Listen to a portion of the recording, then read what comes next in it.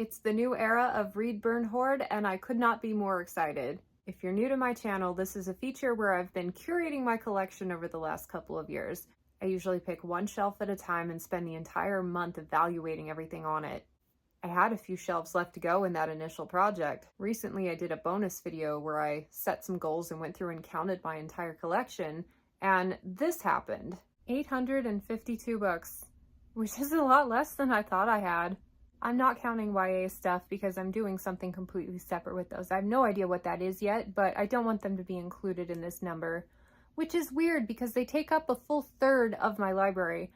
So maybe I should consider them, but it's like a can of worms that I don't want to open. As soon as I consider it as part of this bigger project, like, oh man. When I was editing that back, I was like, why am I not counting young adult books in this evaluation? They take up so much real estate in this library. Why aren't they also having to earn their spot? So one thing led to another, and I ended up doing a massive library reorganization. It was a lot of work. It took several days, but it was a lot of fun, and I absolutely love the results. But because all of that hard work and reorganization, we are starting over again, square one, with Project Read, Burn, Hoard. Maybe not entirely square one. After all, I have gone through most of these books already and gotten rid of hundreds of titles, but there are now a lot of new things to evaluate, and the section that I'm working with has extended significantly. To kick things off, I'd like to share my goals for the next year of this project. I went through and did a recount, and I currently have 1,191 unread books in my collection. For those of you keeping track, I had 850 adult science fiction fantasy, almost 1,200. However, the number I'm most interested in is how many years it will take me to get through that number of unread books. Now, I know I'm going to be buying books and bringing things in, trying to limit that to a degree. I'm trying to focus more on reading owned books, things that are here already, and less on library copies. If I can read about 100 books a year, let's say 50 or so of those new books will be coming in. I will do some library reads. So let's say I can actually reduce the number of books in my collection by about 50 per year. I don't think that's an unreasonable number, but it works out that that's about 24 years worth of reading to consume everything in this collection. 24 years, people! In the interest of continuing to curate my collection and reducing it down to just the most special books, I would like to be under 10 years worth of reading, which is about 500 books. So I have some work to do. Part of the process will be letting go books that I don't think I'm going to get to within the next 10 years or so. It's been a really good baseline. Like, yes, I do find that mildly interesting, but is it one I would be excited to pick up within the next couple of months? If the answer is no, I have to evaluate why that might be. For some short-term goals, let's say by the end of 2025, with this project ongoing, I'd like to be under 1,000 unread books. That's getting rid of and reading about 200 titles, which I think is totally doable within a year. Now, one of the main motivators for this, I'll show you a clip. I decided to get rid of all of the double stacks and vertical stacked books in my library. Everything is spined out beautifully. Because of that, nothing fits in the section the way it was intended when I originally designed this makeover. So I have, along the bottom shelf of my read section, all of these unread books that are kind of displaced for now. So there are currently 88 books that don't fit. One of my motivators is to unhaul enough things that I can actually fit these in with the main collection. Wouldn't that be nice? And the thing that's funny that should tell you how spur of the moment this entire library makeover was, I actually started a book for the shelf that I was working on that I have now since destroyed with this remodel, Travel by R.F. Kuang. So instead of wasting a read of a perfectly good book, I'm going to report on this as I go through it throughout this video. But then I'm going to take you through a couple of shelves. We're going to evaluate what's on it, and I'll probably pick like a smaller one to read off of there as well. This is very exciting. It's an opportunity for me to kind of change around how I'm doing things. I'm focusing very heavy on my incomplete series challenge where I'm trying to read only books from series that I've started. And folks, I've got like 60 of them. So I'm going to be at that for quite a while. So I'm going to incorporate that challenge in with this Read, Burn, Hoard process. And I may not always read a book from the shelves that I'm evaluating, but something will get read per episode, and it might even be like a random draw component. We'll see. Let's go look at our first shelves. I'm starting at the very beginning of the collection alphabetically by author's last name, which is going to be great because as I get rid of things, we can start shifting and see how much room I'm freeing up for all of those displaced titles. Some of these might look familiar if you caught my A to Z challenge. I read my entire first shelf over the course of 6 months. That was a doozy. Okay, starting first, I have The Great Change and Other Lies by Joe Abercrombie. This is a Subterranean Press edition, signed and numbered, which I think is rad. I don't even think you can get this anymore. Now, the fact that the cover is just a blank cover without any text, I don't love that.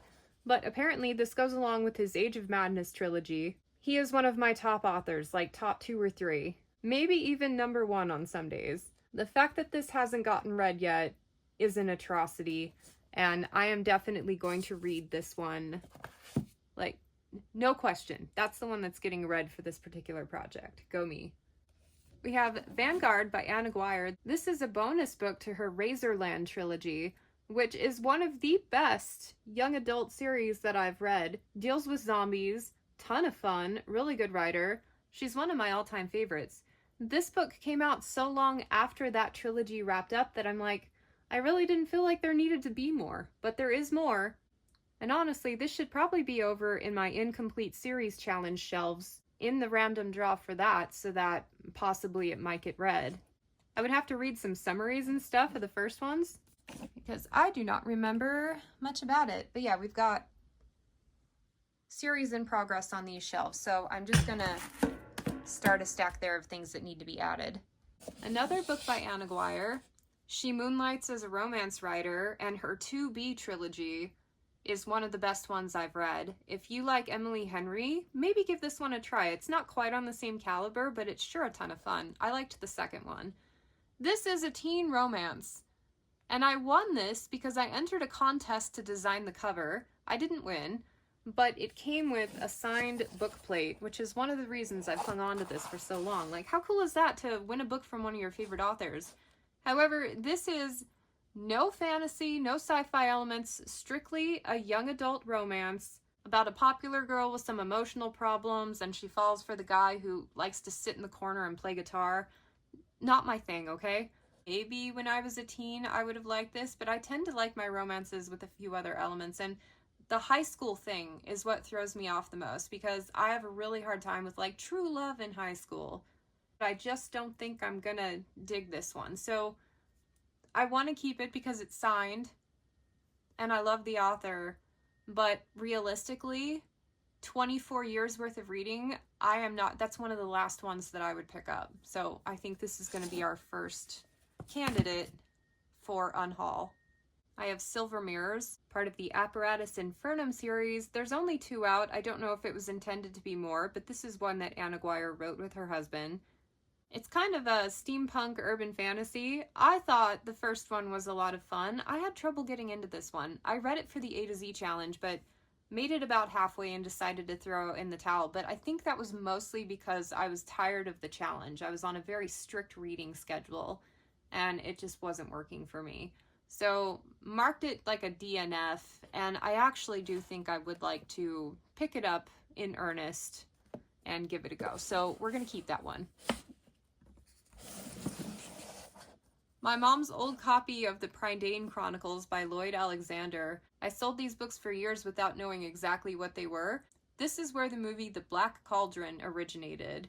I thought from this cover this was Arthurian lore, but it is not. It's like kind of Lord of the Rings-esque, I guess.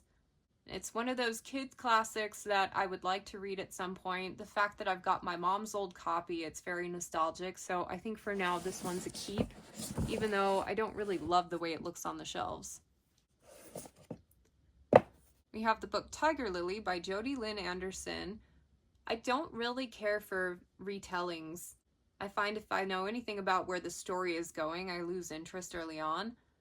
But this is a Peter Pan retelling from Tiger Lily's perspective, and she's such a minor character in those stories that is why I brought this one home. But I need to evaluate this one and determine whether or not I think I might actually pick it up. I do find it interesting, but good enough to keep in this day and time? I am just not sure. 3 books in and I'm already having an existential book crisis. Objectively, I think I might enjoy this one. So now I'm trying to figure out just how brutal I need to be to reach my goals with this collection. I mean, it's all arbitrary. I can have as many books as I want, but I really am trying to focus on just the best books first. Realistically, do I think I'm going to pick this one up? It's one of those ones that I would have bookmarked at the library and probably never would have gotten around to. The fact that I have a physical copy, like, I didn't seek this one out. I think I won it in a giveaway with a whole stack of other books. So it came into my collection without intentional curation, and I don't think I'm going to miss out on anything not having the physical copy. Maybe that's what I'll do. I'll see if I can find a digital copy, mark it on my wish list at the library, and let the physical one go. It has a lot of really good reviews. 3.96 star review, which for Goodreads is actually quite good. Most of the reviews I read were 4 or 5 star reads. Really fun romance, nice twist on a tale that we all are familiar with. I think the fact that it feels a little exotic, because I love Disney so much, that's the draw to the story for me. But if I'm going to read a romance, I don't think I want a teen one. This is going to be hard, but if it's not a heck yeah, then it's probably a no. And I'm going to operate on that. Maybe I'll hold it in like a debating pile for a while and see if I miss it or if I regret listing it. Making progress. Okay, next up we have Wake the Dragon series, which I don't know if it's meant to only be a trilogy, but these are the only ones I'm aware of right now. Spine of the Dragon, I started reading this for the A to Z series, and it had enough good elements in it, enough cool world building components, that I think I want to hang on to it. I did also read this author's Hidden Empire, at least the first book, and maybe too many POVs for my liking in his stuff, which was true here. I read like 50 pages and never got back to the same POV, but it was interesting enough. These are nice hardcovers. They're not super high priority. These are ones that are kind of on the bubble for me. But what I read in that first book was enough, I think, to give it a pass, at least through this round of Read, Burn, Hoard. We'll evaluate again when we start over. These ones, however, Terra Incognita, which I feel like there's another series really popular that has that same name. Now, okay, I love nautical fantasy, first of all. I find I'm not super into Kevin J. Anderson's works enough that I would pick this one up anytime soon. And to boot, my covers don't have copies. Which, if you're new around here, I was a bookseller for like 12 years, and we got to take home coverless copies every now and then as kind of freebies. It has to do with like cost of shipping or whatever for the publisher. I remember doing research on these and thinking they just sound passable. Like, I'm not sure if I'm super excited to read them or not, but the fact that my copies don't have covers mean that even if I read it and I liked it, I would be looking to curate better editions. So I'm going to see if these are available through the library, and I think I'm going to let go of the physical editions. Honestly, folks, like, this is making me uncomfortable how many books I'm deciding to let go that could be perfectly good books. But the whole point is to look up here at what I have left and be really excited to read everything on the shelf. So I'm definitely achieving that goal. I have the first 2 books in the Star-Crossed series, Josephine Angelini. Wasn't this one turned into a TV show? I can't quite remember. But I have this one because I met the author at the Vegas Valley Book Festival like 15 years ago. And I believe this is mythology retelling. But I don't know much about it. The fact that it's signed makes me hesitant to let go of it. But let me do some research on this one. Goodreads is not very helpful when it comes to evaluating young adult books, I find. So a lot of people really love this one. A lot of people really hate this one. Pick a side.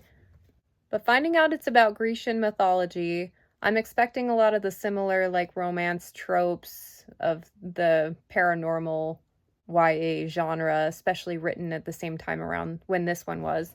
So I feel like I've read books like this before, but I have also really liked books like this before. The Mythos Academy series, objectively not written very well at all, but I like the infusion of all of the mythology. So I think Because this is a signed edition and I have 2 of them, I'm going to hang on to it for now. By the way, a new twist to how I'm doing things. So this is the jar that I used to pick what shelf I was reading from every single month. I'm going to reconvert it to an absolute high priority. I'm dying to read that jar. So as we're going through the shelves, if I come across anything that screams at me that I really want to read it soon, it's going to be put in this jar. Now, I mentioned I'm focusing on my incomplete series right now, but at some point I will be willing to start new series. And when I do that, we're going to shift from reading books from those shelves to picking from this jar. It'll be my curated bottle of possibilities. Interestingly, halfway through the first shelf, and I have yet to find something that I'm super excited to read. That means eventually I might consider unhauling these titles, but we're making our first pass. This is how I do decluttering. It takes multiple times through, and every pass you refine it a little more. So for now, we're hanging on to these, but they're definitely not like drop everything and read right now. I've got The Last Academy by Anne Applegate. Not related at all to K.A. Applegate of the Animorph series. The name Applegate just has such nostalgia for me. But this one's called The Last Academy. I picked it up on a used bookstore trek because I love school stuff. And the tagline at the top, what is this prep school prepping them for? I'm intrigued. This is one of those that I am expecting it to be not very good, but I am feeling like really inspired to pick it up just for the discovery process. I think 20-year ago me would have had this read the minute I brought it home. But let me do a little bit of research on it. I don't even know if it's part of a series or if this was like a one and done, so let's look into it. This is a standalone, and it's basically a mystery, a YA mystery. I don't think I'm going to get like a school setting fix because it seems more about the supernatural stuff, but I'm intrigued. The fact that it's not a series is working in its favor because it means it was, well, either it was so bad they didn't continue offering another book deal for a second book, or like it was just intended as this one and done. I think I'm intrigued enough that I'm going to hang on to it for a little bit. We have Rogue Angel by Alex Archer. This is a 3-in-1 of the initial Rogue Angel series. These books were first coming out when I was a bookseller, and they were on the monthly rotational romance rack.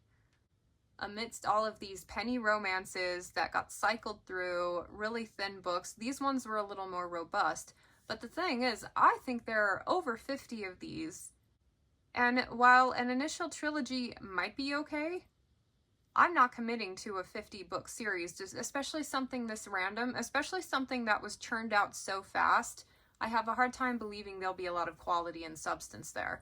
Maybe this initial Kickstart trilogy. So what I would like to do is some research on this initial 3 books to see if you can read it as a set and then stop there, or if there's enough open-ended plots that you'd have to keep reading. Because if it's not contained, I think I'm going to let this one go. Oh, yay, an easy one. Ask me if I've ever read what these books are about. I don't think so. Not even the premise sounds interesting to me. And there are 64 books in this series. This one is definitely going. This is a nice copy. Hopefully someone who loves this will end up with it. But yeah, one more unhauled. This is where the decision making might get a little difficult. So I've got The Gathering, Calling, The Rising. This is a secondary spin-off trilogy to her Summoning series. And that first Summoning book, oh my gosh, Kelly Armstrong, that was an amazing book. Loved it so much, especially for a YA. It was so robust. The second one was okay. The third one I couldn't stand. I really hated the direction the story took. This author for me is brilliant at the first couple of books and then always seems to lose steam. Felt the same way about her Women of the Otherworld series. But because I didn't like the direction that one took, I'm just dreading reading these because I'm like, what if we've extended the series yet another 3 books and they're just as bad as book 3? I've liked enough of her stuff to take a chance on hanging on to something, even though if I'm not sure I'm going to enjoy it. So I think for now, we're going to keep these. But then we have this other series here, which I'm actually a little less intimidated about. Empire of Night. Forest of Ruin, Sea of Shadows. The name of the series, of course, isn't listed anywhere on the covers, nor is it listed in the actual book. What the hell? This is the Age of Legends trilogy, and the fact that it's something fresh and supernatural, and I know she has dazzled me before, I'm definitely hanging on to this one. Very intrigued. Not quite enough to put it in the jar, but it's one that if it got picked randomly, I would probably still enjoy picking it up just for the sense of discovery. For the record, The Summoning by this author and Bitten, first book in her Women of the Otherworld, exceptional. I love them both so much. She has earned more time on my shelves until I have a chance to get around to these. That is wrapping up the first shelf here. I'm planning to do 2 per episode. Mostly because I've already gone through and curated my shelves once, and I wasn't anticipating having a lot of unhauls, but that is not bad. This is the next shelf up. Let's take a minute though and talk about the books that I'm reading for the challenge this month. Let's talk about Babel by R.F. Kuang. This is a standalone. It was sold to me as dark academia, and I love school settings. Already right there, I was excited to pick it up. And the first half of the book, I was into it. I thought it was great. I was like, this is a 4-star read so far. It has the potential to turn into 5-star depending on where it goes. And then, wah wah, what happened? I have read the entire Poppy War trilogy, and I had very similar complaints with that series as I do with this one. The plot tends to suffer about halfway through the narrative, and the main characters start out as people who are really kick butt and are willing to move mountains to change their status in life. Somehow, they end up as just pawns in other people's plots, and they're not catalysts for their own change. But then it's so inconsistent, because then you get a couple of 180 moments where it's like, that is so out of character, I don't even know who I'm reading about anymore. I think after reading this one, I might be done reading things by R.F. Kuang. The storytelling is odd. It never feels satisfying for me. This is the second thing I've finished where I left it feeling like I just wasted a couple of weeks of my life. And the thing here, like, what a cool idea. What I love about this book is that the author is very clearly passionate about the subject matter that is explored in here. She went to Oxford. This is based on Oxford. She studies Chinese history. There's a lot of that infused in here. She studies language, etymology, and a couple of really cool things that I learned from this book on the origins of words. I do love it when authors are incredibly passionate about something and they infuse that in a way that's fun and accessible. So that right there gives me warm fuzzies about the story, but I did not like where the plot went. There's a social commentary in here that it's not even just casually thrown in. It's not even heavy-handed. It is what the book is about in the second half. There's no other narrative. It's a social commentary packaged in a dark academia setting. And the thing is, the academic part didn't really play a huge role. There was some fun moments and enough good scenes that I came away feeling a little satisfied, but there's a magic component in here that was not explored at all. This was just like a squirt of magic and nothing done with it. So I'm leaving this feeling kind of disappointed, honestly. Love the beginning, hated the ending. I'm really curious if you've read this book, what your experience was with it. A couple of my patrons read this one with me, and we kind of had a unanimous, I don't know if we were like feeding off of each other on not liking the direction it took, but that being said, if you liked Babel and wanted something like it, or on the flip side, if you didn't like Babel for the reasons I didn't, but wanted the things you went into it hoping to find, like, definitely check out the Scholomance series by Naomi Novik, starting with Deadly Education. Like, this is the book I had been searching for my whole life. Anytime I pick up a book that has a school setting and dangerous components and competitions, trials, it is so freaking good. I especially loved the second book as well. In my mind, this is a completed duology. I thought it ended perfectly. And then this book happened. And I freaking hated this book. I felt like it was such an add-on, because originally Scholomance was intended to be just a duology, but added more because there was a little more to tell if you were curious about it. But to me, everything, like, it took all of the fun components that were in these two, and none of that stuff was in here. So read this duology. And sorry about the weird camera angle. My tripod is struggling. I'm not going for one of those like artsy over the head angled shots. It's just a matter of circumstance. Oh yes, final rating for Babel, 2 out of 5 stars. Some 4-star moments, some 1-star moments. We're just evening it out.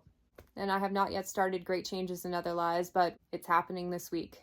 But for now, let's go look at the second shelf and see what we can get rid of. That moment where you gave a massive spiel and then had a heart attack because you thought you weren't recording.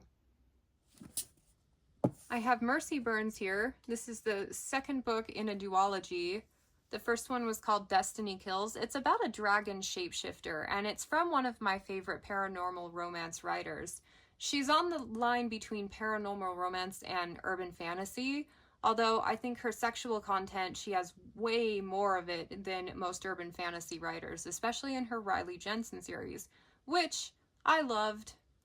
But I didn't like the Destiny Kills one quite as much, and I ended up saving this one for a rainy day. I don't know if it was originally intended to be just 2 books, or if the author just never got around to writing any more in it, but now that I'm thinking about it, because I have read the first one, and I do plan to read this one, it'll be like a snack urban fantasy. I need to include it in my ongoing series section rather than on the bookshelves here. So, yeah, that's another one that needs to get added to this little gobber guy for random draw, which is a random way to free up space, but we're going with it. Sarah Ashe. These are coverless copies. Lord of Snow and Shadows is the first book. This is part of the Tears of Ardamon trilogy. And I have been eyeballing this one for years. It's not quite, oh my gosh, I need to pick that up ASAP, but it is one that I would like to hold on to. These ones, I remember looking it up at some point, and I can't remember if they're related or not. This is part of the Alchemist's Legacy, and I'm kind of banking off of the idea that if I like these ones, that I would also like to have these ones to explore on. This is one of those that I would really be grateful if you have read it, if you could give me some feedback. Worth reading, worth hanging on to, worth prioritizing higher than I currently am? Let me know. And if we're keeping them, we're doing this whole shifting thing so we can see how much space we've freed up at the end of each project. So moving that over. Everneath by Brody Ashton. I think this one is incredibly similar to that Star-Crossed one. And I also have a signed and personalized copy, and I'm pretty sure the second one is personalized as well. This is one of those that a coworker and a friend absolutely loved this series. It was one of their favorite ones. The trouble is some of her other absolute favorite ones that I've read, I have not enjoyed as much as I wanted to. I think it's kind of moody. The premise is demons feed on the emotions of despairing humans, as they put it. And I believe it's based on Persephone. Oh yeah, says right here. Okay, so I like the mythological aspect, and the fact that the character already starts out in a relationship. I don't think I'll have to go through the agony of a teen love story, which, by the way, I used to love those, but I'm almost 40, and I want to read a good Emily Henry book for a romance. I think I've said that already, but that's where we're at. But I think this one is strong enough component that I'd like to read it, and I don't think I need to look it up because I don't think Goodreads is going to be very helpful. I have an advanced copy of The Finisher by David Baldacci. I sold his books for years and years. This is one of those dad book authors, and I don't know much about him, but I do like adventure novels, or at least I think I might like adventure novels. And I think this one has a bit of a mystery component, but I don't know anything about it. I got it from a friend, so I need to look it up. This is actually more in line with the type of stuff that I want to read lately. It's a village where no one leaves, and there's a dark forest filled with terrifying beasts. That actually sounds intriguing. So this is a 4-book series. This is the first one. I think it's worth hanging on to it as a placeholder. And I had no idea what this was about before this evaluation. So at least now I know what I'm hanging on to and that it actually does sound interesting. This is one of those books I would pick up on a random whim. Like, say I felt really overwhelmed and didn't know what else to read, and I wanted something just totally different than what I normally pick up and random. That's my pick. Okay, now we have The Order of the Deacon by Philippa Ballantyne. This is a 3-in-1 compilation, Geist, Spectre, and Wraith. And the funny thing is last time I evaluated this title on my shelves, I curated this. Like, I actually bought this book during a Read Burn Hoard. I don't know what I was thinking, but I thought it was a cool edition. I love the 3-in-1 bind-ups. The first book, Geist, about 10 years ago, was chosen for a book club. I only made it about 100 pages in. I thought it was odd. It was unconventional, and now I appreciate those kind of books a little bit more, but the author kind of lost my confidence in her ability to tell a tight story. So I would like to revisit it, especially since I have this nice edition, because there were enough really good elements, but I don't feel like the first at least few chapters were told very well, so it was kind of confusing and hard to tell what was going on, but the basic ideas there were good. I also happen to have an audiobook that's the author narrating them. All of the books in this series are available for 1 credit, and it's like 68 hours long. For now, we're going to keep that one. I have Six of Crows. This is an advanced reader's copy I got from my friend, and I don't know what to do with this, guys. I read the Shadow and Bone trilogy. I liked the first one. The second one was okay. The third one I was so bored with that I finished it on audiobook and then had to go back and re-listen to like the last, I don't know, 3 hours because I didn't retain anything. Still didn't retain anything on the second pass, and to this day couldn't tell you how that one ended. A lot of people say Six of Crows is much better, but I am so wary. But I feel like I'm gonna get a slew of comments telling me how good this is, but keep in mind that Shadow and Bone was okay, but was nowhere near my favorite YA fantasy. Am I going to like this?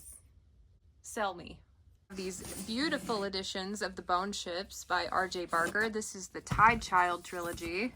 Bone Ships is the first book, Call of the Bone Ships, and then Bone Ships Wake.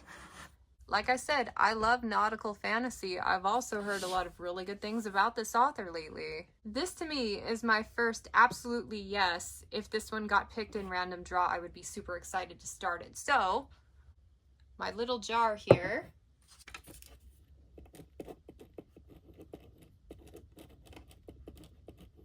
Okay. Tide Child. This is going to be my first submission. Boink. And to give you an idea, these 2 bookcases are representing all of the unfinished series that I'm in the middle of.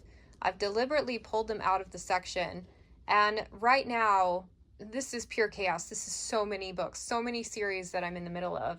And one of the reasons I was really eager for a change with Read Burn Hoard is because I had too many things going on. And every time I filmed a Read Burn Hoard, I started yet another series. So I couldn't handle anymore. That's why we're doing things a little bit differently. But when I am able to start a new series, here we go. I've got this ready. Okay, back to business. These are Definite Keeps. And then one of my more recent purchases, Gods of the Weirdwood. This is also by R.J. Barker. And I was thinking that if I like these as much as I hope I will, that I kind of wanted to start collecting them in hardcover. So it's a new purchase. I'm reasonably sure I'm going to like it, but I'm a little wary because it's not like a nautical fantasy that I know I'm primed to like. I really don't even know what that one's about, but I think I'm keeping it. I don't really love knowing a lot about the books that I dive into before I read them, though this one has to do with the Dark Forest. Cool. And that is my currently curated shelves. Look at all that space. And by the way, these ones, they're either getting read or unhauled. They are not working their way back into this section, which is why I feel okay curating them like this. Like, it's totally appropriate pulling them out of the section. Oh, I do have one update here. Okay. I do remember why I had such a hard debate on letting these ones go. Edge of the World, Terra Incognita. It's a trilogy. These are not available digitally. They only exist as physical copies, and I think that's why I hesitated to let them go, because there's more of a cost to not having them, right? I will never, ever read them if I let them go. These ones, totally comfortable. Letting that one go, not interested in the subject matter. This one's available digitally. And then this one I just know I don't want to read. So, I'm not sure what to do with these. Maybe you can help me. So, Edge of the World, published by Orbit, is the blank spaces on the map past the edges of the known world, marked only by the words, "Here be monsters." Two nations at war fighting for dominion over the world pin their last hopes of ultimate victory on finding a land out of legend. Each will send its ships to brave the untamed waters, wild storms, sea serpents, and darker dangers unseen by any man. It's a perilous undertaking, but there will always be the impetuous, the brave, and the mad, willing to leave their homes to explore the unknown, even unto the edge of the world. I think I have my answer. That sounds absolutely rad. That kind of reminds me of the Race to the South Pole or whatever, but with monsters. Cool. I'm glad we had this talk. I have so many physical read possibilities in front of me right now. I am trying to finish up the Aldebrecht and Compass series by Juliet McKenna, which, by the way, this is awesome, but it is available on ebook, but nowhere else, like no audio component. So these are physical reads, and actually they kind of are in the same vein as the one I just read you. And then they were too heavy to pull out. I have the... Oh, why can I never remember the name of this series?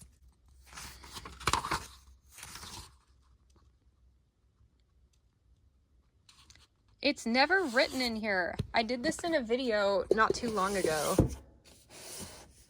Dragon something? Anyway, this is one I've determined, even though it has an audiobook component, that I need to read physically because there's a lot going on and I like it enough that I don't want to miss details. And same thing over here with what I haven't read of Stephen Erickson's Malazan. So as of right now, I have like all of these books in line to be read physically, and this is going to take me at least a couple years. So if I'm choosing to keep these, it's going to be a couple years before I read them, but my interest has sparked enough that I think it's a no-brainer. We're going to hang on to these. Maybe if I'm lucky, some sort of digital component will come along and it'll make it easier to get into. But yeah. Okay, adding these back in. And honestly, because I plan on shifting at the end of each video filmed, I'm going to fill that space with the next books that I'm keeping on the following shelf. So we have Inheritance Games by Jennifer Lynn Barnes. I don't know how many are out in this. 4 that I've got for right here. I read this first book. I liked it so much that I want to continue, but I need to reread it because too much time has passed. But this author is responsible for the Natural series, which is one of my all-time favorite books. Let alone YA books, but I love that one so much. This one is so fun. A mystery element, a lot of moving parts. I think a lot of people will really enjoy that one, even if you're not a teen. So we're definitely keeping those. And that means I'm going to shift everything, possibly to spine out those that are stacked vertically, with the ultimate goal of finding a home for all of these displaced books that I showed you earlier. Oh, there goes my mic. I swear I'm only about 75% organized for this right now. Anyway, that's how the collection is looking for now. Excited to make some progress on it. Already got rid of a couple of books. Nowhere near 200 yet, but you know, baby steps. There's an element of making this up as I go along a little bit, trying to get into the groove of a new era. But I forgot, because the Inheritance Games are massively high priority, I made a little tag for it, so we have 2 now. By the way, this happened today, and I really don't know how to handle myself. Maybe I can glue him. I read The Great Change and Other Lies by Joe Abercrombie. Do not pick this one up unless you have read his most recent Age of Madness series. There's a warning right at the beginning that, quote, gives away the game if you pick this one up too soon. I enjoyed the snot out of it. There's this really cool writing technique where he bounces the next POV straight off of the one before it. And also the main character is not always a person when you're kind of following through a narrative like that. Such a cool technique. I love that he's playing around with that in these short stories. I enjoyed them all thoroughly. It's an Abercrombie. He can't really go wrong. 4 out of 5 stars. Wasn't long enough. Short stories aren't typically my thing because I would need more time to get invested, but it was a perfect snack to get me back into the world, to get me all excited for what's to come next, which, by the way, he's working on The Devils. It's ready. People are getting arcs for it now. I missed my opportunity to snag one, but hopefully after he's done with that, he'll go back to this pretty quickly because there are some open-ended questions that I want answered. In any case, if you love the Age of Madness series, it's totally different than most fantasies that you read. I would even go so far as to call it like an economic fantasy. So many different things about building a society that kind of play a heavy role in that book, and like anarchy, whatever. So if you like this one, you will probably like The Dagger and the Coin series by Daniel Abraham. This happens to be one of my all-time favorite writers. I like him almost as much as Abercrombie, sometimes even more depending on the book that I'm with. The same kind of heavy focus on characters and just totally immersing you in the world. These were superb, and I love that this is kind of a different take on a typical fantasy story. It's unique. Age of Madness is the only thing that I've read that even comes close. So that's my pick. Loved this one. Can't wait to read more from him. And to wrap things up officially, when I started this episode, I had 1,191 unread books. I unhauled 3, I read 1, so we are down to 1,187. My goal is to be under 1,000 by the end of the year, 2025. And my friends, that wraps up this new era of Read, Burn, Hoard. Let me know what you think. I did change around a lot of things, but I had a lot of fun with it too. Like, this is probably my favorite thing that I've filmed in a while, my favorite feature that I've put together, a little more lengthy than usual. So yeah, would love to hear what you think. Thanks so much for joining me on this one. Subscribe if you haven't already, and I'll catch you on the next one. Bye.